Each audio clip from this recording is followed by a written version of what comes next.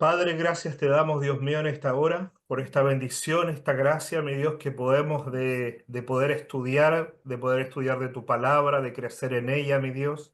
Gracias te damos, Dios mío, porque nos has dado los medios y el tiempo, la salud, Dios mío, para estar presente en esta reunión por Zoom, Dios mío, y poder conectarnos desde muchas naciones. Padre, a ti te damos la gloria, la honra y la alabanza por esto y te pedimos en el nombre de Jesús que tú bendigas a tu siervo, nuestro pastor eh, Enzo, y que tú le des la gracia, que tú le des la sabiduría, Señor, que tú le des, Dios mío, esa presencia de Dios sobre él, para que la clase, Dios mío, hoy día, más que enseñanza, sea espíritu en nuestra vida, mi Dios. A nosotros danos la capacidad para aprender, para atesorar la palabra, para que tu palabra nos transforme, nos cambie, Dios mío, para que tu palabra no vuelva a ti vacía, sino que provoque en cada uno de nosotros aquello para que es enviada, mi Dios. Amén. Gracias te damos, Dios mío, te pedimos tu bendición en el nombre de Cristo Jesús, nuestro Señor. Amén. Amén. Muchas gracias, mi querido Francisco. Vamos a levantar una presentación que nos ayuda para guiarnos, pero recuerden que la guía principal es el libro de texto y ese libro se apoya obviamente en la escritura, así que sería bueno que tuvieran tanto el libro como la Biblia siempre con ustedes. Nuestro capítulo de hoy, que es el capítulo 1, se llama Reposo y la satisfacción de Dios y es parte 1. Así que se completa este tema con el capítulo 2 del libro. Comenzamos con el texto para memorizar y es el texto que ya estuvimos viendo la vez pasada de Tercera de Juan, así que debe estar sumamente claro. ¿Un voluntario que nos pueda guiar en esto? ¿O voluntaria? Ya que estoy viendo ahí la Vale, que está sonriente, así que usted debe haberse aprendido el versículo. Dígalo de memoria, por favor.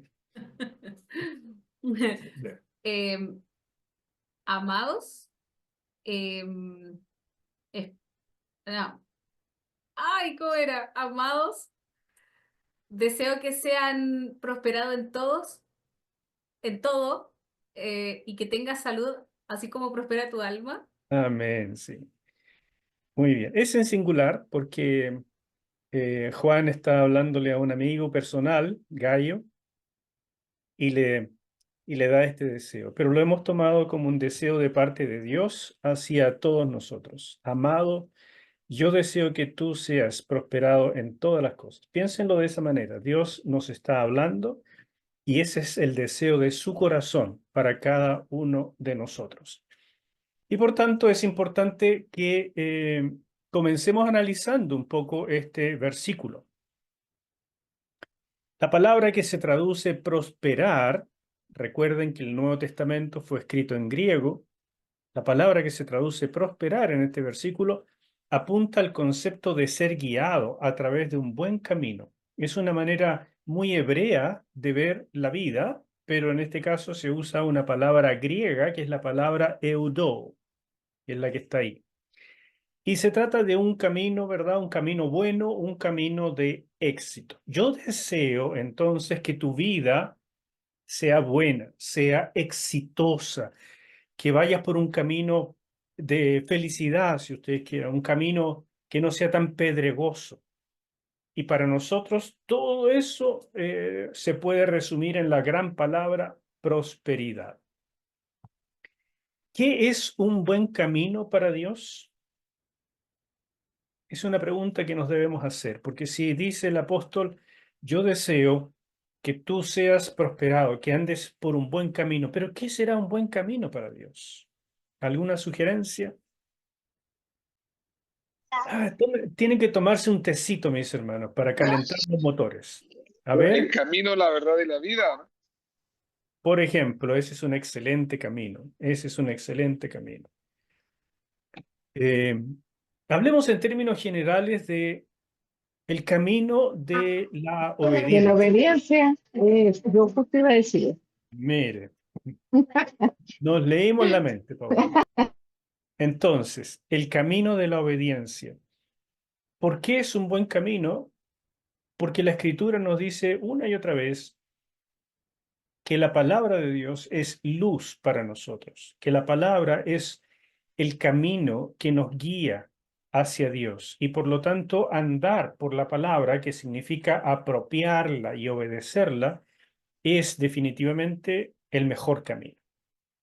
Entonces, un buen camino para Dios nunca va a estar separado de su revelación. Nunca va a estar separado de tener que creerle a Él. ¿Se fijan? Entonces, lo que es un buen camino para nosotros, que sería el camino seguramente más fácil, con la misma Biblia dice el camino ancho, la puerta ancha, la forma más llana de llegar a una solución, eso es para nosotros el mejor camino, ¿no es cierto? Pero no necesariamente es para Dios, porque el mejor camino para Dios es el que tiene que ver con lo que Él nos ha dicho. Tomen eso en cuenta. Así como prospera tu alma, eso es otra cosa importante de este versículo. El cómo es lo que tenemos que destacar. El cómo es una relación proporcional. No vas a poder prosperar en todas las cosas a menos que prospere tu alma. La prosperidad en todas las áreas de la vida, incluyendo la salud, y eso es re interesante, será en la misma medida o justo como o proporcional a la prosperidad de nuestra alma. Por lo tanto, entendemos que la prosperidad del alma va primero. Lo demás solo puede corresponder a esa medida. Si el alma no es próspera, una persona a lo sumo podrá estar satisfecha, pero no próspera en sentido bíblico. Estas primeras definiciones que están en este capítulo son importantes para que sentemos como bases. Cuando ustedes escuchen a personas que hablan del Evangelio de la Prosperidad o llegan a la iglesia pidiendo que alguien les ayude o piden prestado para vivir o llegan con la mente fija en su problema de salud y entonces no logran ver mucho más allá que eso, evidentemente lo que están buscando es una solución inmediata. ¿Y quién podría culparlo? ¿No es cierto? Si uno no tiene para comer ese día, necesita una solución inmediata. Si uno está con un cáncer terminal, evidentemente quiere una solución para eso, no está pensando mucho más allá. Así que no se trata de menospreciar o culpar a alguien que viene afligido. Se trata de entender que la prosperidad para Dios es un camino más bien de mediano largo plazo, no de las inmediateces. Es un camino de decisiones de la vida para que nuestra alma sea próspera y eso va a redundar en la prosperidad de muchas otras cosas. Por eso, o por tanto, todo esfuerzo por prosperar materialmente que desgaste el alma resultará al revés. Esto es un principio, es una norma bíblica. Si ustedes, hermanos míos, se están desgastando demasiado, están teniendo 2 o 3 trabajos, están tomando turnos, no durmiendo bien de noche, sumamente afligidos en su trabajo, estresados, no logran dormir, le tienen pánico a que llegue el lunes. Eso, mis hermanos, aunque estén ganando mejor que en otra parte, aunque estén logrando salir de ciertas cosas que era su meta, bueno, eso les va a arruinar el alma. Y aunque prosperen en lo inmediato, al final terminará en una pobreza generalizada. Y yo diría que en ese caso, comenzando por la salud.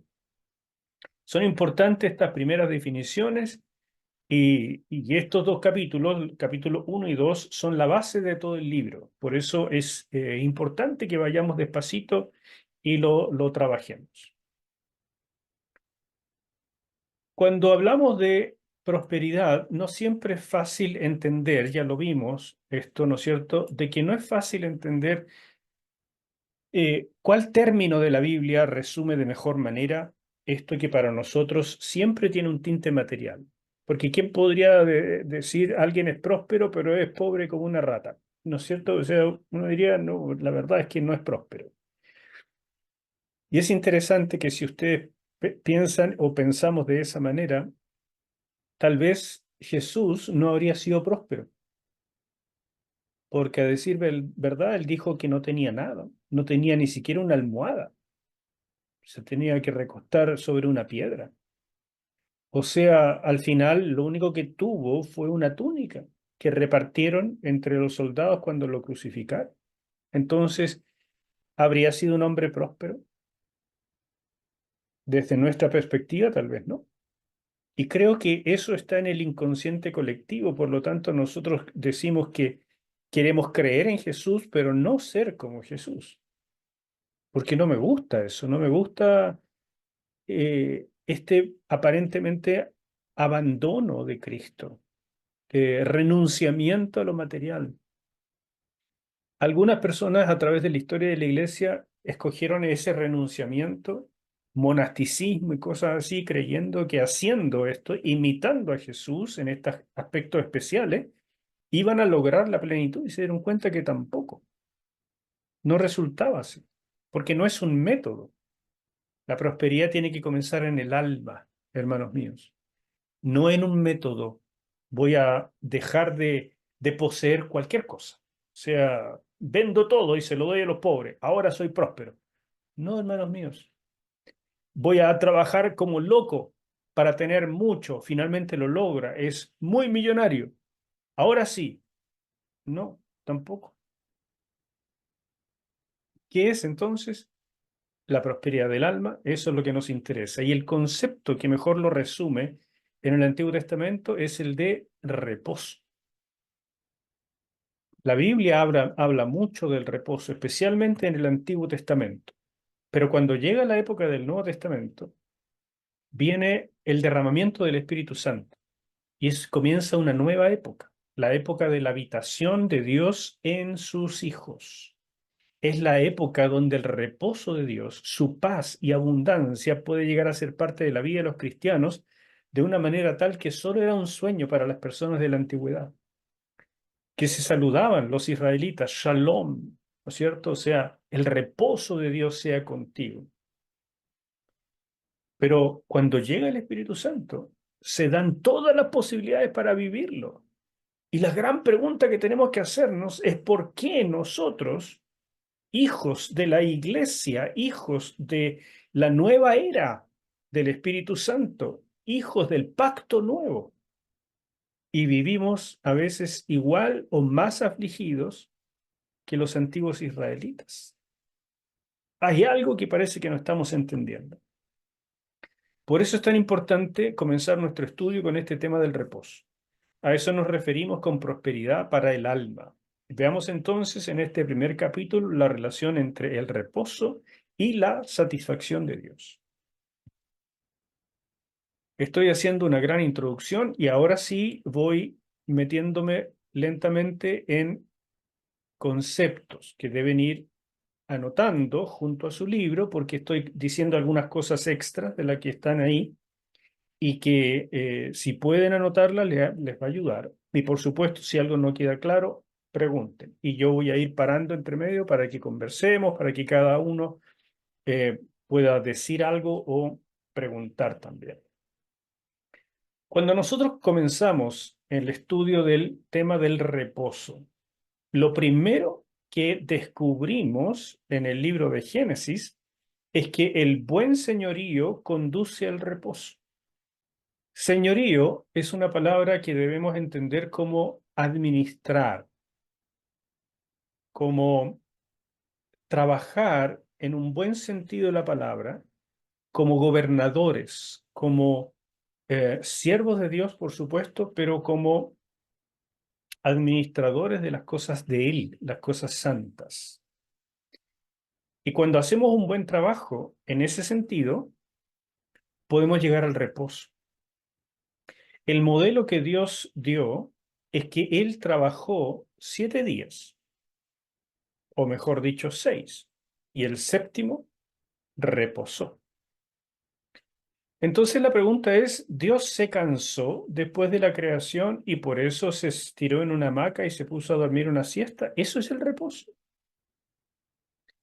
Evidentemente no. Entonces, ¿qué significa para Dios tomar reposo? Y la Biblia bien clara en que lo que Él hizo en el séptimo día fue contemplar su obra y evaluarla. Y dijo, es una obra excelente, muy buena, está bien hecha. Y después de eso, de evaluar esto, Él dice que entra en el reposo. Y eso nos da un modelo. Nos dice, señorea bien sobre las cosas que te doy y el resultado será reposo. Haz como yo, dice Dios, imítame. Prácticamente toda la vida de fe es imitación de Dios. Imítame en ser un buen Señor y tendrás reposo. Eso es lo primero que uno aprende del Antiguo Testamento. Pero hay más. Dios reposó después de terminar la creación el séptimo día y de esa manera estableció el modelo de lo que quiere para el ser humano. Y una de las cosas es lo que dije, el punto número 2. Buen señorío conduce al reposo. Pero el primer punto es algo que tal vez no captamos de inmediato al leer el Antiguo Testamento, y es que es Dios quien nos invita a su reposo. ¿Cómo se acepta esa invitación de gracia? Piensen que Dios terminó la creación, entra en reposo y lo último que hizo para declarar que todo estaba bien hecho fue el ser humano. Y más allá de eso, lo último que hizo después del ser humano fue la pareja humana, o sea, el matrimonio, la familia. Y después de ese evento extraordinario, él entró en su reposo. Y el jardín de Edén se transformó en el primer santuario, porque donde Dios camina es un lugar santo, eso es un santuario. Y la pareja humana, la familia humana, fue diseñada para vivir en el santuario de Dios, o sea, en el reposo de Dios. ¿Y qué pasaba en ese santuario? Dios caminaba con ellos, conversaba con ellos como amigos. Y ellos entonces tenían el privilegio de vivir constantemente de ahí para siempre en el reposo de Dios. ¿Me siguen? Adán y Eva no lo comprendieron con toda esa magnitud. Esto solo se puede comprender mirando hacia atrás y sobre todo mirando lo que perdieron. Después de Génesis 3, cuando cae la humanidad, ahí se nota que el reposo es algo que se ha perdido y que uno necesita volver al reposo. Por lo tanto, ya tenemos una fórmula. Si señoreamos bien para Dios, vamos a tener como consecuencia reposo. Pero hay otra parte de esa fórmula. Es Dios quien invita al reposo porque al final de cuentas es su reposo. Es su jardín. Es su ambiente. No es algo que nosotros creamos. Dudas hasta aquí, mis hermanos. Para mí es muy importante que esta primera parte quede súper clara. La siguiente, cuando hablamos de alma, nos referimos a la dicotomía o digamos alma, espíritu, cuerpo, o alma que tiene que ver con el espíritu, una junta sola. Para este trabajo, para este estudio, no es tan importante si estamos hablando de dicotomía o tricotomía. El alma es la parte inmaterial, si ustedes Ok, quieren, el corazón del hombre, ¿ya? Son cosas tan complejas a veces de definir, qué es el corazón, qué es la mente, qué es la parte inmaterial.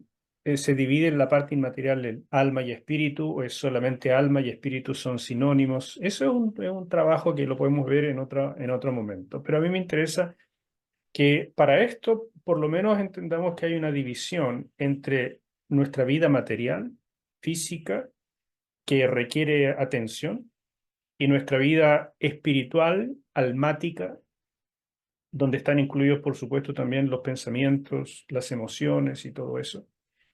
Y sobre todo las decisiones del corazón, para ahora ponerlo en términos bíblicos, porque la Biblia expresa este aspecto de manera muy clara con el concepto de corazón, que es donde se guardan las mejores decisiones y donde se guardan los conceptos de fe.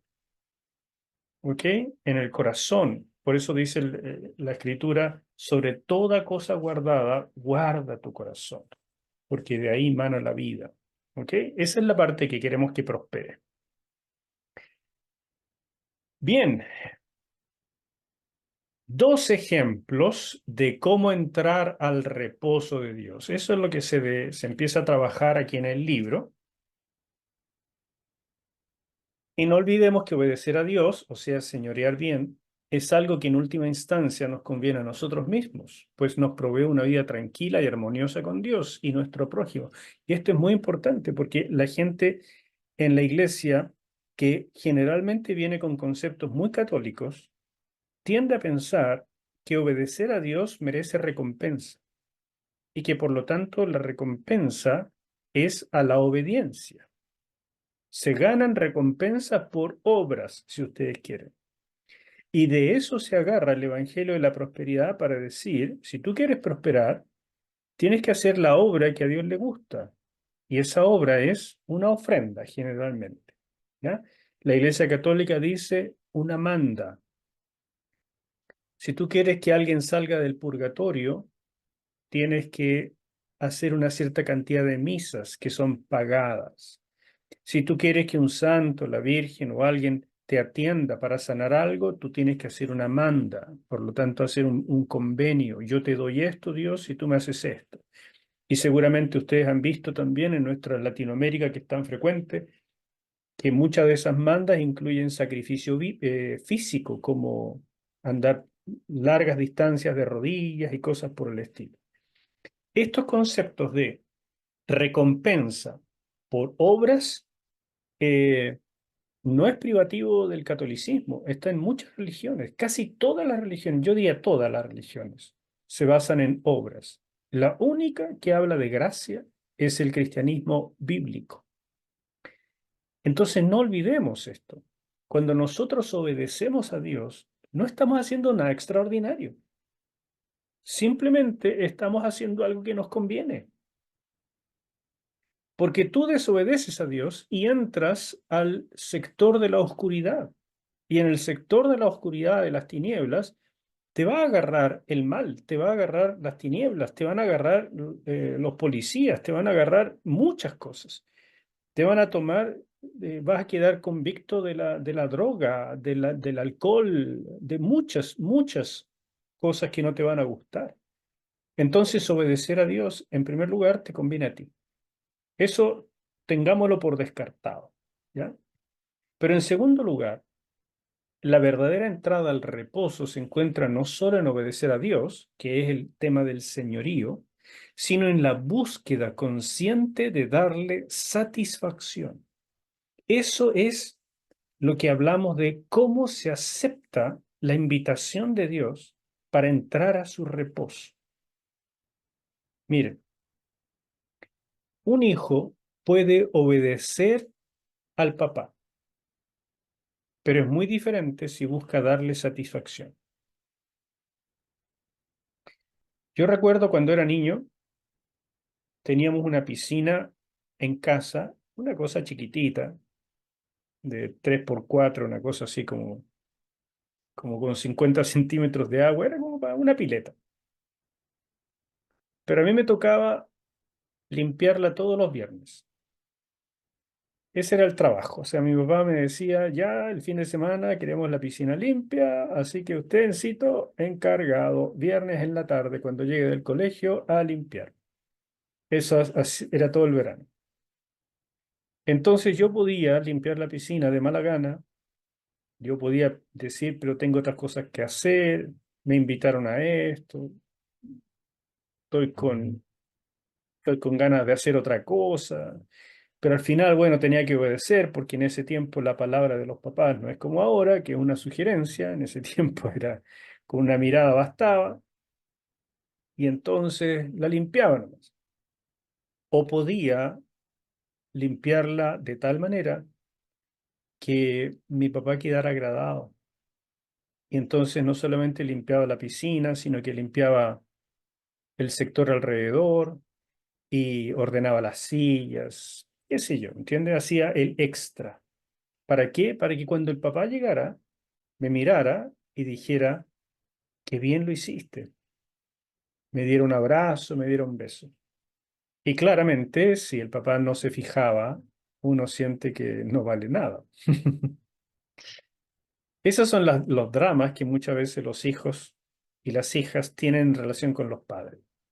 Pero para Dios, el concepto es el mismo, solo que Él jamás deja de fijarse en lo que hacemos por Él.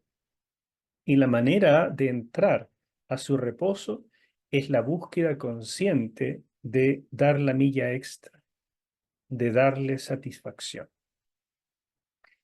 Si verdaderamente conocemos al Señor, le amaremos y querremos agradarle. El principio es el siguiente, mis amados. Tú no vas a hacerle caso a una persona que no ames y no vas a amar a alguien que no conozcas. Primero hay que conocer a Dios. Cuando uno conoce a Dios, le va a amar, inevitablemente, porque es el ser más maravilloso que existe en el universo. Y cuando le ames, le vas a querer obedecer. ¿Por qué? Porque le has creído. Ese es el factor que estamos viendo acá. La búsqueda consciente de darle satisfacción pasa por conocerle, amarle, creerle y entonces obedecerle. Y por eso, para que esto quede más claro todavía, porque es algo, para mí es un verdadero descubrimiento que hay en la palabra, les quiero mostrar 3 ejemplos de obras que satisfacen a Dios y también los objetivos del Éxodo. Y todo esto ustedes ya lo leyeron. Solamente estoy abundando un poco. Y quiero animarles a que si no quedó algo claro, lo puedan abordar y preguntar. Los otros capítulos yo me imagino que vamos a ir muchísimo más rápido porque son re fáciles de entender. Pero este, que es la base, hagámoslo con cuidado. 3 ejemplos de obras que satisfacen a Dios. Mire la primera. Génesis 1:31. Y vio Dios que todo lo que había hecho, y aquí era bueno en gran manera. Y fue la tarde y la mañana del día sexto. Uno pasa por este versículo y no le pone mucha atención. Pero piensen en esta imagen que está aquí.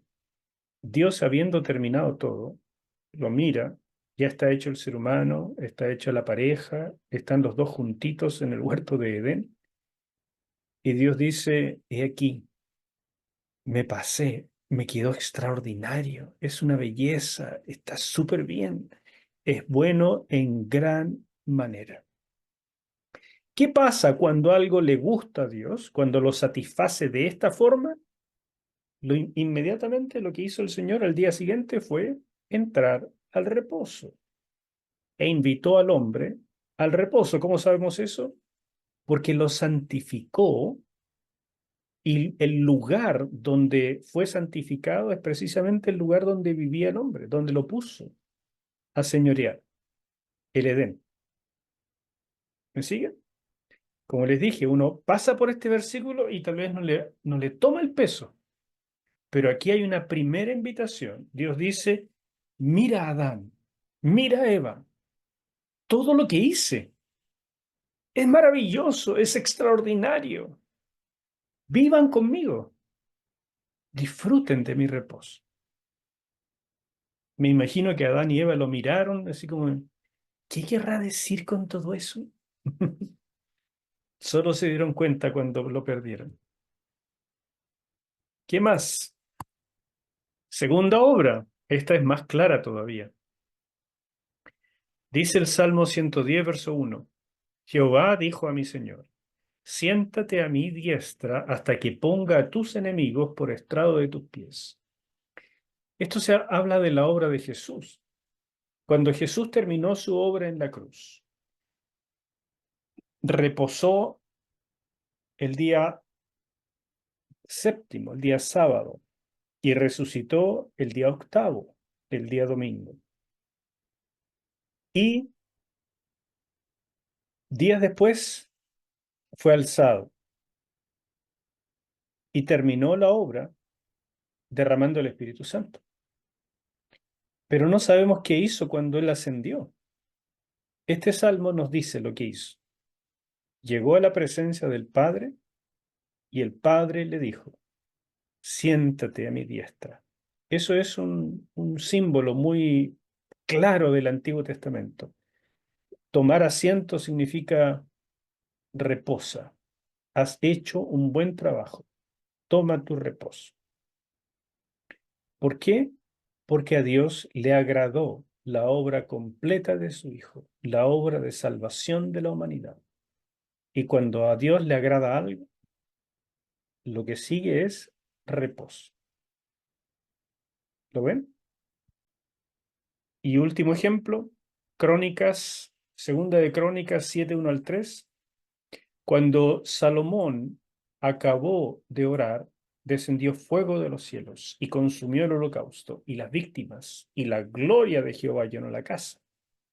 Eso significa que a Dios le agradó lo que había ocurrido, porque si no, no habría ni venido ni quemado el holocausto. Esto es algo, así funciona el Antiguo Testamento. Cuando Dios se agrada, Él se hace presente.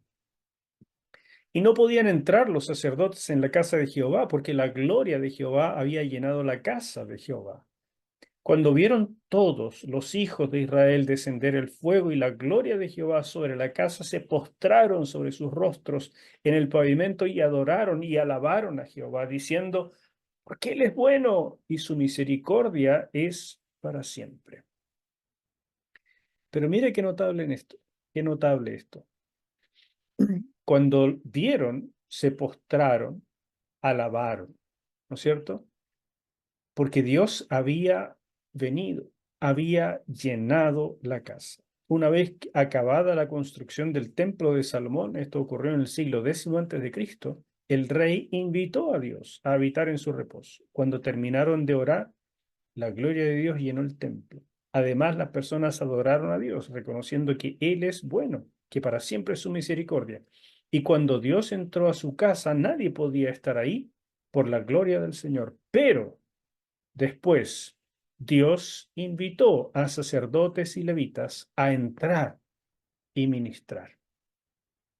El templo representaba el lugar del reposo de Dios. Él llenó su casa. Ese es el lugar de su presencia, es el lugar de su reposo. Y lo que hizo fue invitar a los ministros a estar con él en su reposo. Y desde el reposo, ministrar al pueblo. Esto es una ilustración extraordinaria de cómo debe funcionar el ministerio. El ministro no puede ser como un hámster en la rueda que corre detrás de la gente, que tiene una actividad y otra, y un mensaje y otro que dar, y que está agotado, y que duerme poco, y que está casi con las pilas deshechas ya. No, eso no es así.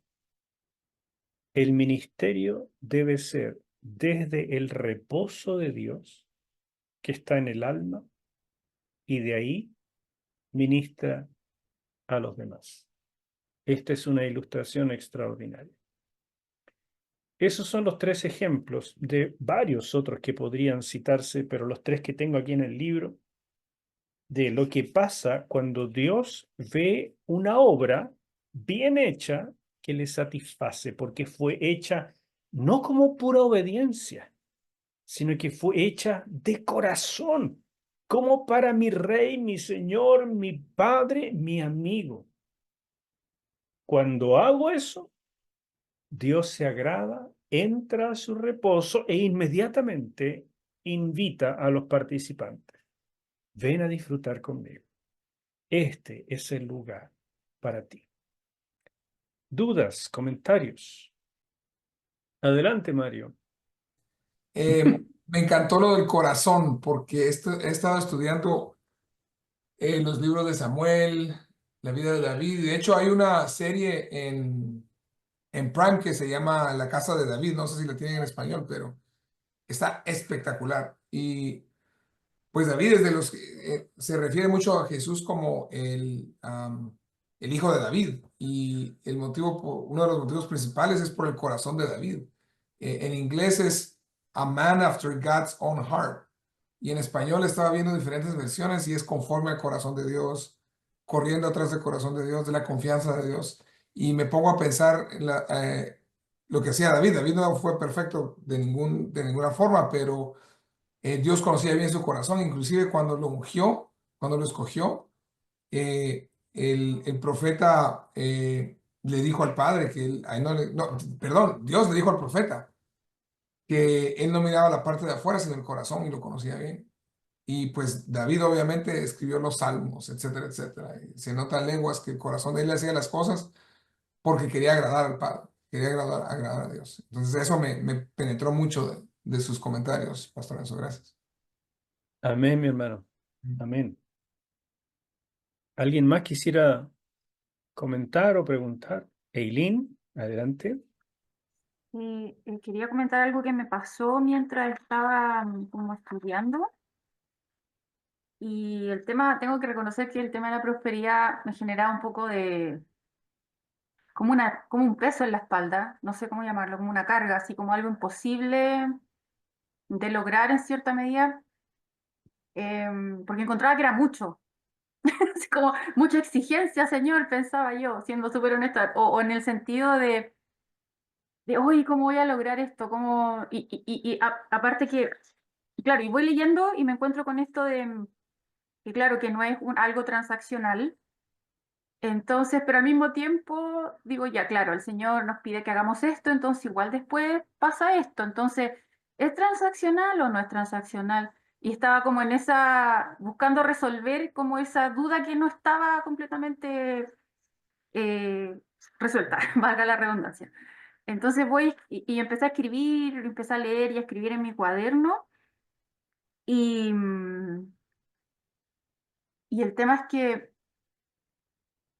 como que se me vino a la mente, o el Señor, no sé, me recordó, porque esto de satisfacer, darle satisfacción al Señor, claro, entiendo que es por gracia, que es por el amor de Dios, que yo lo amo y todas esas cosas, pero como que no lograba hacer la conexión.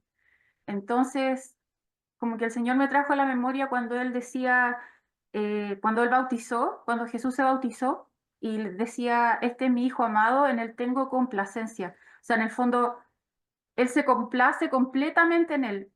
Jesús es su completa satisfacción. Y como decía, también me hizo sentido después el pastor decía, claro, cuando el Señor hace algo increíble, es tan dulce y es tan tierno que lo comparte con nosotros. Y como que Él busca dar constantemente. Entonces, como que todo eso, explotó mi cabeza un poco. Y como que, y dije, y me acordé de eso, de que en realidad Dios tiene completa satisfacción en Jesús y que Él nos dejó el ejemplo. Y ahí como que se me quitó la carga que sentía en la espalda, en cierta medida. No sé, fue como algo súper loco, en ese sentido. Y fue como que, qué rico, y como que Él me dio el camino, Jesús nos muestra el camino, y Jesús es nuestro reposo, y empecé a recordar otras cosas que he aprendido como en otros discipulados también, y eso me permitió como descansar, como que su gracia al final es lo que nos da su reposo, y es por esa gracia que podemos no cumplir, podemos seguir y vivir en ese reposo, no sé. Eso quería compartir. Pero fue como, ¡pah! Así como que me explotó la cabeza y dije, y se me quitó como incluso ese rechazo que tenía hacia la palabra prosperidad. Mm. Gracias, gracias, Eileen. No, ¿de qué? Creo que muchas cosas, muchos conceptos van a ir cambiando y van a ir madurando a través de estos estudios. No hay que tenerle miedo a la palabra prosperidad cuando se refiere a las cosas materiales. Un hombre como Abraham era muy rico en su época y no era para nada malo. Por el contrario, es el padre de la fe. Así que no tiene que ver con tener o no tener. El problema está en el corazón, qué es lo que nosotros buscamos. Si buscamos una transacción con el Señor, probablemente no vamos a conseguir mucho. Jesús, cuando es denominado, como tú dices, este es mi Hijo amado, en quien tengo complacencia, él ya era amado, ya no necesitaba nada. Pero el Hijo dice, yo no hago nada por mí mismo, sino para agradar al Padre. Y a raíz de eso, entonces el corazón de Jesús era próspero todo el tiempo. Y tenía lo que necesitaba para vivir, sin duda. Jesús no debe haber pasado hambre, a menos que él quisiera ayunar. Entonces, hermanos queridos, el concepto de la prosperidad tiene que comenzar a cambiar para que cuando necesitemos algo material, también sepamos cómo pedir y sepamos cómo recibirlo. De lo contrario, inevitablemente nos vamos a fijar más en las dádivas que en el dador. Y eso va a arruinar nuestra relación. ¿Ok? Cristina, quería decir algo también. ¿La escucho, Cristina? Parece que está muteada. Perdón, sí, sí. Cuando usted nos dio, creo que fue en Guerra Espiritual, sobre el cerco de la soberanía de Dios y hablando del señorío, o sea que manteniéndonos debajo del señorío, debajo de ese cerco de soberanía de Dios, sea en lo material o en lo espiritual, pero siempre, como dice su palabra, si me ama, guardas mi mandamiento. O sea, si nosotros guardamos los mandamientos, manteniéndonos debajo de ese cerco, debajo de su señorío, pues tendremos reposo, pero inmediatamente nos salgamos, pues, como usted decía anteriormente, vamos al lado de las tinieblas. Hmm. Yo lo asimilaba un poco con lo de mantenernos bajo el cerco de soberanía de Dios. Eso era Sí. lo que quería decir. Creo que es un muy buen aporte lo que está diciendo, solo que tratemos de no confundir. Una cosa es el señorío de Dios, que es donde mejor usamos la palabra su reinado, ¿no es cierto? Okay. Y otra cosa es nuestro señorío, donde nosotros hacemos lo que Dios nos manda a hacer y buenas palabras para hablar de eso es una la que nos mencionó Mario, de esta mayordomía, y otra es actuar como representantes o embajadores de Dios. Cuando hacemos eso, estamos señoreando para Dios, en el nombre de Dios, sobre la creación. Y ese es nuestro señorío. Entonces, lo que usted estaba citando, Cristina, es más bien este paraguas de la soberanía de Dios, ¿ya? Que es su gobierno general sobre la creación, no tanto para que no confundamos la palabra señorío una con otra. Oh, okay. ¿Ya? Maravilloso. Entonces, seguimos un poco más y después les dejo para que volvamos a interactuar. Cuando empezamos ya con esto, yo les dije que es vital que comencemos a descubrir los principios espirituales que van saliendo a través de este repaso bíblico. Y aquí tenemos el primer principio, y todo eso está destacado en el libro, ustedes lo pueden marcar, ¿verdad? Pero aquí se los destaco. Y como me pidieron la vez pasada, yo les puedo mandar estas presentaciones para que ustedes las coleccionen si quieren. Pero lo importante es destacarlo en el libro y memorizarlos, entenderlos y comenzar a guardarlos en el corazoncito. El primer principio es este. En cada una de las tres obras, las que acabamos de ver, ¿no es cierto?, en que Dios tuvo satisfacción y reposó, invitó inmediatamente a las personas relacionadas con esos eventos a reposar con él, a entrar en su reposo. Este principio lo que trata de decirnos es que el reposo no es algo que nosotros creamos, es algo que Dios ha creado. Él nos invita a su reposo. El señorío nos provee un ambiente de reposo. Pero la búsqueda de satisfacción de Dios nos provee la invitación divina para entrar a su reposo. ¿Me explico? Ese es el primer principio que tenemos que mantener en mente. O sea, cuando ustedes vivan su vida cristiana, mis hermanos, y digan, ¿por qué yo voy a obedecer lo que dice la palabra? Primera cosa, digan, yo creo que Dios existe. Si Dios existe, entonces, ¿cómo es Dios? O sea, yo lo conozco.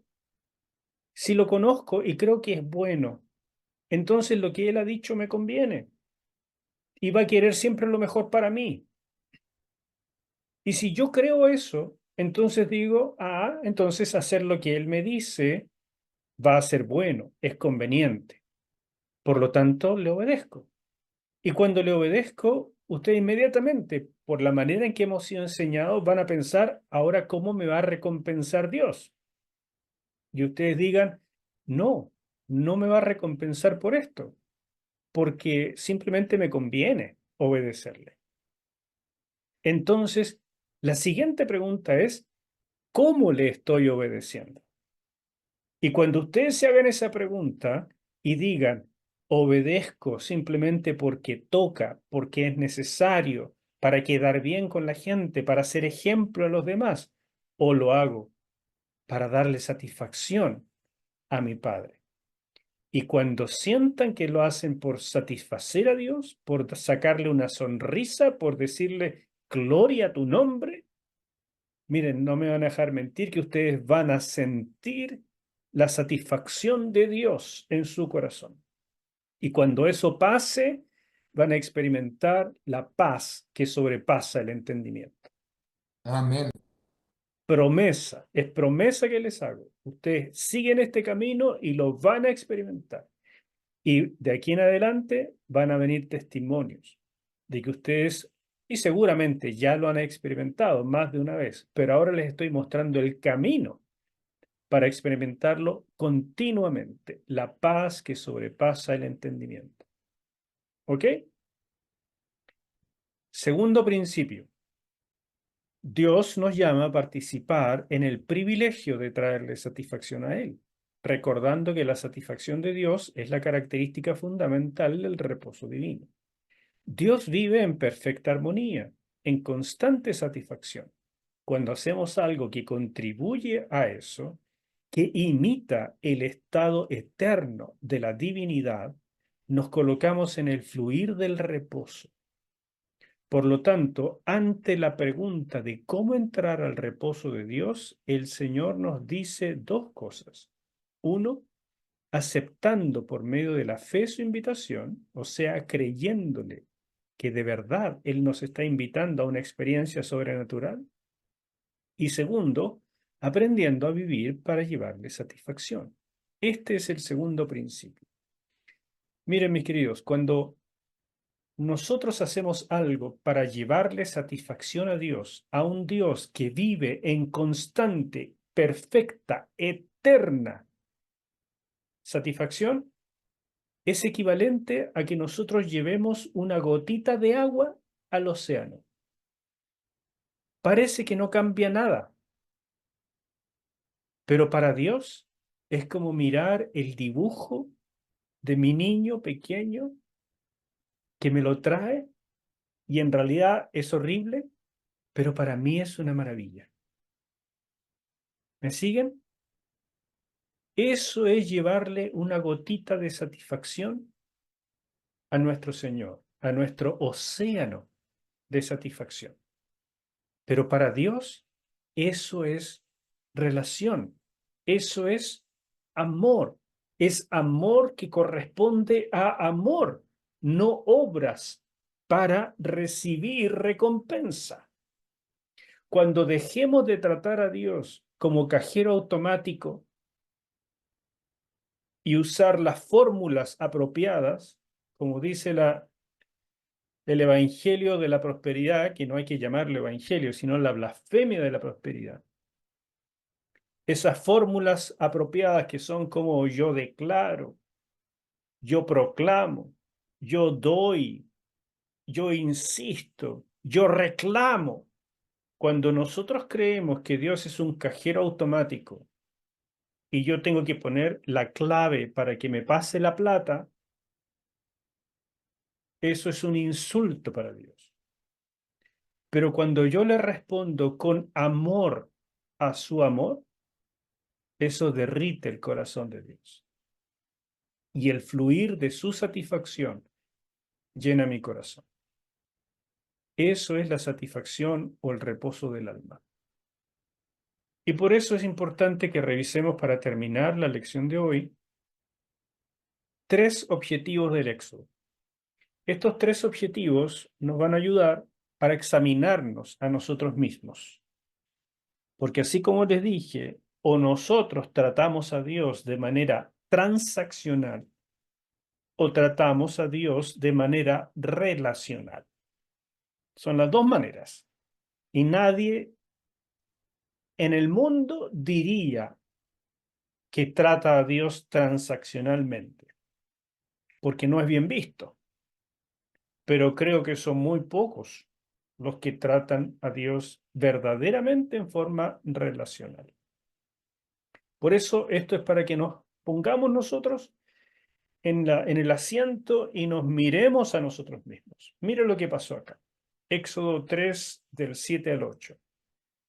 Dijo luego Jehová: bien he visto la aflicción de mi pueblo, que está en Egipto, y he oído su clamor a causa de sus exactores, pues he conocido sus angustias, y he descendido para librarlos de mano de los egipcios y sacarlos de aquella tierra a una tierra buena y ancha, a tierra que fluye leche y miel, a los lugares del cananeo, del eteo, del amorreo, del fereceo, del heveo y del jebuseo. Hermanos míos, Dios dice: yo he visto la aflicción de mi pueblo. Y cuando nosotros pensamos en esto, decimos: Dios interviene cuando estamos en problemas. Dios interviene cuando somos pobres, cuando estamos en necesidad, cuando estamos en dolor. Ahí Dios viene. Pero no es eso. No es eso. Si uno revisa la historia, Dios mismo permitió la entrada de Egipto. La entrada de Israel a Egipto. Él tenía el plan de cuántos años estarían ahí. Él sabía todo lo que iba a pasar, pero cuando fue el momento, dice que él descendió. Esta es una palabra interesantísima. ¿Ustedes creen que Dios necesita bajar del cielo para hacer algo? Cuando ustedes ven estas palabras que son antropomórficas, o sea, que parece como si Dios fuera una persona que baja, que se pone un paracaídas y baja para estar con la gente, eso es una forma en que la Biblia nos dice que Dios tiene un tremendo interés y se mete personalmente. No da simplemente una orden del cielo, ni manda un par de ángeles a hacer el trabajo. Él viene personalmente. ¿Para qué? Para librarlos, para sacarlos y meterlos a una buena tierra donde fluye leche y miel. Primer objetivo del Éxodo, entonces: introducirlos en la tierra prometida. Tener algo, porque ellos eran esclavos. No tienen nada, ni siquiera tienen derecho sobre su vida. Y Dios los va a sacar, los va a liberar y les va a dar una tierra extraordinaria. Tener algo. No se olviden de eso. Segunda cosa, ya cuando han salido de Egipto y están en el desierto, frente al monte Sinaí, y ven el monte en llamas, con relámpagos, con nube oscura, y Moisés dice: no tengan miedo, porque Dios no viene a hacerles daño, viene a hablarnos, no tengan miedo. Pero ellos le dicen: no, Moisés, no queremos ver esto, no podemos. Por favor, sube tú y habla tú con nosotros después. Y cuando viene Moisés, les da las revelaciones que están en la ley y les dice: sobre todas las cosas, escuchen esto. Si diereis oído a mi voz y guardareis mi pacto, vosotros seréis mi especial tesoro sobre todos los pueblos, porque mía es toda la tierra, y vosotros me seréis un reino de sacerdotes y gente santa. Estas son las palabras que dirás a los hijos de Israel. Segundo objetivo del Éxodo, hacer de ellos un reino de sacerdotes. Si ustedes quieren, el reino de los misioneros de Dios. Eso significa ser algo, tener un título, tener un propósito en la vida. En este caso, en términos del Antiguo Testamento, sacerdotes y gente santa. No sé si se dan cuenta que estas son las grandes preocupaciones de la vida humana. Tener cosas y ser algo, ser alguien. Bueno, ahí están. Y Dios se las ofrece gratis. Pero viene la tercera. En Éxodo 25:8 dice, y harán un santuario para mí, y habitaré en medio de ellos. Tercer objetivo, habitar en medio de ellos, la satisfacción de Dios. Cuando uno lee estas cosas, yo les aseguro que si ustedes toman esto y lo ponen en términos de nuestra sociedad y le dicen a la gente, ¿qué prefieres? Como si fuesen ustedes el genio de la lámpara, ¿ya? Y le dice, ¿qué prefieres? ¿Tener propiedades, riquezas y todo lo que necesitas? ¿O ser reconocido, ser importante, ser famoso, tener un título, que la gente te ubique, que dejes un legado para el resto de la vida? ¿O que Dios habite contigo? La gente dice, bueno, de las tres alternativas, la 1 y la 2 están muy interesantes. Pero la 3, ¿para qué sirve? ¿Se come? Es difícil que las personas lleguemos a entender esta tercera como la mejor. Es difícil. Pero esta es la que hace que todas las demás funcionen. ¿Cuál creen ustedes que quiso Israel al final? Preguntas, comentarios. Yo debo confesar que por mucho tiempo estoy obsesionado de cómo va a ser el cielo, la mansión que está creando Cristo para mí. Miraba videos, leía libros, leí como 4 libros de cómo va a ser el cielo.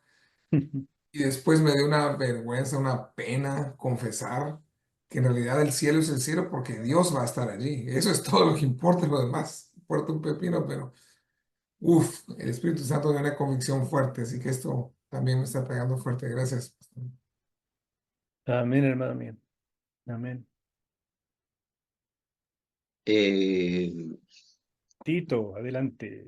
sí, un pequeño comentario. Es interesante también entender el orden como en el libro del Éxodo, lo que acaba de leer de Israel, cómo se produce primero la liberación de la esclavitud del pueblo de Egipto, segundo para llevarlo a una tierra, y lo otro, lo que le iba a brindar al pueblo en esa tierra, que dice que fluye leche y miel.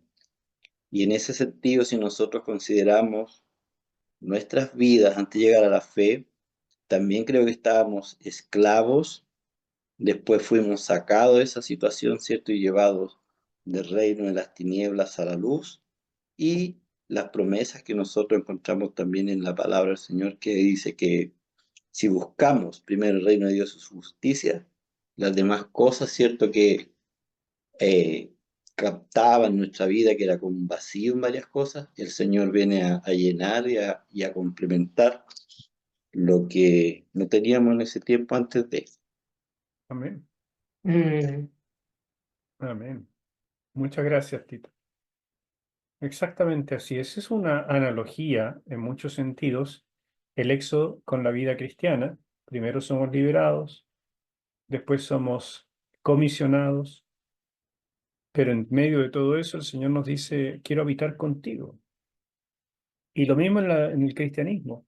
Si ustedes van a una iglesia donde les dicen, pasen adelante todos los que quieren ser sanos, ¡guau! La gente corre. Pasen adelante todos los que quieren una unción especial para el ministerio, ¡guau! Una fila corriendo.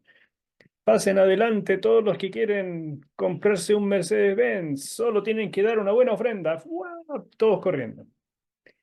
Pero cuando usted dice, pasen adelante todos los que quieran ser como Jesús y ser llenos del Espíritu Santo, la gente se mira una a la otra y no está muy segura si eso hay que aceptarlo, vale la pena, me interesa o no. Esto es tan real en el presente como lo fue en el pasado. Ya estamos terminando, nos faltan solo un par de láminas más y después de eso hacemos otra paradita para comentar. Pastor, Ya un para cerrar. comentario más, si me permite. Adelante, adelante, dale. Es bien interesante porque en esa carta de Pedro, justo después de decir que somos sacerdotes, etcétera, etcétera, nos dice que el propósito de eso es para alabarlo, darle gloria a Él. Ahí como que lo completa ahí mismo, en Mm. lugar de solo dejarlo así. Así que gracias, Aileen. Para que anunciéis, dice, para que anunciéis las maravillas del que os llamó de las tinieblas a su luz admirable.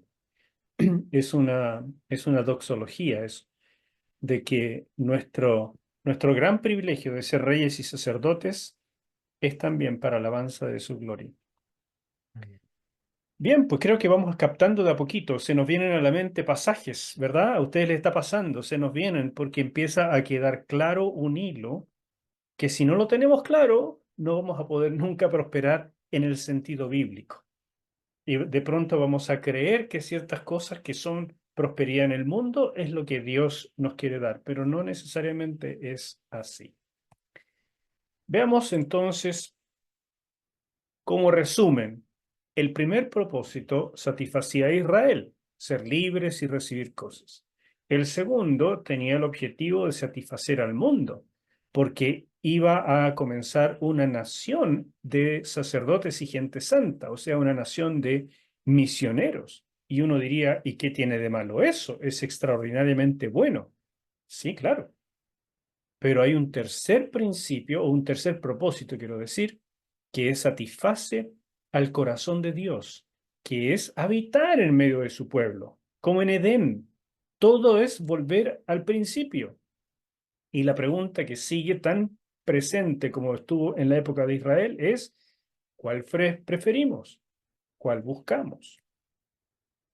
Por tanto, ir en pos de la satisfacción de Dios es el propósito máximo de la creación y es aquello que suple las demás satisfacciones, necesarias y buenas, sí, seguro, pero secundarias. Que nuestra alma sea próspera es, a la postre, sinónimo de habitar en el reposo de Dios. Y eso ocurre cuando Él está satisfecho. Es más o menos evidente que esto involucra nuestros objetivos en la vida, nuestras prioridades, motivaciones y acciones, o sea, el señorío. No olvidemos entonces lo que vimos al principio. Buen señorío, sí, conduce al reposo, pero más que cualquier otra cosa, la satisfacción de Dios nos conduce a ser invitados por Dios mismo a su reposo. Y termino con esta historia que la puse al final del capítulo un poco para hacernos pensar. Es una historia con moraleja. Es el encuentro del profeta Elías en el capítulo 17 de Primera de Reyes con la viuda de Sarepta. Ustedes me imagino que lo leyeron. Si leyeron el capítulo, espero que hayan leído esos versículos y no que vieran que están ahí nomás. Pero lo sorprendente del pasaje para cualquiera de nosotros es que cuando viene Elías a ese lugar de gran pobreza, de hambruna terrible, uno esperaría que viniera con las manos llenas, así como cuando vienen los grupos de misioneros norteamericanos a Latinoamérica, ¿no es cierto? Y siempre los latinoamericanos esperamos que ellos traigan mucho dinero y que traigan regalos y cosas así. Es como que vinieron los papás del norte. Entonces, de igual manera acá, viene la iglesia, digamos, viene Elías. Y hay una mujer súper necesitada. ¿Qué es lo que tiene que pasar? Obviamente la iglesia viene a satisfacer necesidades. Obviamente la iglesia viene a quitar el hambre. La iglesia viene a regalar ropa con camiones, con agua, con provisiones, con todo. La iglesia da, pero Elías le dice, ya, ok, tienes hambre y lo último que te queda de harina es para hacer tu último pancito y esta poquita leña es para precisamente hacer ese último pancito que quiero que me lo des a mí. Bueno, eso sí es una prueba de fe para esa mujer. Yo creo que ella de pronto hasta se rió y dijo, esto parece un chiste, pero tengo dos alternativas. Le creo y experimento lo que me dice, o es un mentiroso y él se come el último pancito y muere un día antes de lo que tenía previsto, pero la cosa no cambia mucho. Ella decidió probar, satisfacer a Dios a través de este varón de Dios. ¿Y qué fue lo que ocurrió? No pasó hambre por mucho tiempo a través de toda la hambruna. La enseñanza o moraleja de la historia para nuestro tema de prosperidad es la siguiente. La iglesia puede pasar años buscando recibir dones de Dios, pero si buscamos como primer objetivo complacer los deseos de nuestro Señor, Él se encargará de las añadiduras y no pasaremos hambre de ninguna clase, ni material ni espiritual. Este es un principio vital para la vida de prosperidad del alma. Hermanos míos, cuando hablo aquí de la iglesia, me refiero a ti y a mí. Tú tienes que pensar en por qué vas a la iglesia, por qué buscas a Dios, cuál es la principal carga de tus oraciones, qué es lo que mueve tu vida para hacer cosas. ¿Te gusta hacer misericordia? ¿Por qué haces eso? ¿Te gusta enseñar a otros? ¿Por qué haces eso? ¿Por qué trabajas en la iglesia? Esto tiene que movernos el piso, tiene que ayudarnos a repensar nuestra vida espiritual, porque si no el alma no va a poder ser próspera. ¿Cuál propósito nos interesa más? ¿Tener algo, ser algo o la satisfacción de Dios? Esa es la decisión de la vida espiritual. ¿Comentarios, preguntas, quejas, cualquier cosa? Pastor, este tema de la prosperidad es un temazo porque siempre se confunde mucho la gente con la que uno habla y no conoce bien la palabra de Dios, porque aquí hablamos de fe también en lo que nosotros creemos en Dios y dice que todo se le será añadido y en nuestra manera de crecer nuestra fe viene por el oír la palabra de Dios también. Pero cuando hablas mucho con otras personas que no conocen la palabra de Dios, generalmente es muy mal interpretado el tema de la prosperidad. Y creen que porque uno cree en Dios, no necesita tener o no necesita hacer ciertas cosas. Entonces, es un tema bien especial para mucha gente que no cree. Nosotros incluso, nosotros que creemos, muchas veces cuando pasamos necesidades, porque sabemos que estamos en este mundo y que vamos a pasar ciertas cosas y bueno, aferrados al Señor, las podemos pasar muchas veces. Y podemos pensar incluso que hasta son pruebas, pero el tema de la prosperidad es un tema que cuesta hacerlo entender y a veces la iglesia, muchas iglesias a través de la prosperidad traen gente. Entonces, cuando uno quiere traspasar este tema a otras personas que no conocen a Dios, cuesta harto. Y esto es un buen canal como para hacerlo el libro a través del conocimiento. Y es difícil, no es fácil. Gracias, Ceci. En efecto, cuesta ayudar a las personas a entender esto y comenzando por los presentes, por lo que estamos acá. A todos nos cuesta entender cuál es la prosperidad bíblica, cómo se es próspero en el alma y dejar de tener una vida de fe transaccional. Y si no lo vivimos nosotros, va a ser difícil enseñar a otros. Tal vez la dificultad para que otros lo vean es que no lo ven en nosotros, que simplemente tenemos las mismas aflicciones, preocupaciones y desconfianzas que el resto de la gente. Entonces, al final las personas se preguntan, ¿y qué hay de diferente en los cristianos? Así que buena tu reflexión. Y yo les pido que reflexionen mucho en lo que vamos aprendiendo hasta que se haga una verdad en sus corazones. Cuando de verdad como que les ilumine la cabeza, es cuando tenemos la posibilidad de empezar a vivirlo. Y recién ahí, después de vivirlo, abrir la boca para enseñarlo a otro.